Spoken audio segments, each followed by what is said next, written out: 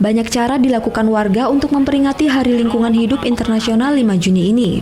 Di kawasan wisata Kuta, puluhan aktivis lingkungan dan komunitas pekerja hotel menggelar aksi bersih-bersih sampah yang mengotori Monumen Ground Zero hingga Pantai Kuta.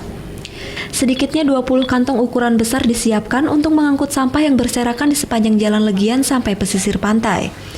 Mulai dari botol minuman keras, puntung rokok hingga sampah plastik dimasukkan ke dalam kantong. Aksi sosial ini untuk mengedukasi masyarakat agar lebih mencintai lingkungan dengan menjaga kebersihan di sekitarnya. Kalau untuk ini kita rutin ya, di tempat kita juga setiap hari juga kita harus kerja bakti untuk kebersihan lingkungan. Selain itu, para relawan juga ingin mengingatkan masyarakat bahwa sampah masih bisa dimanfaatkan dengan proses daur ulang. Sampah bukan lagi sebagai subjek permasalahan dari lingkungan.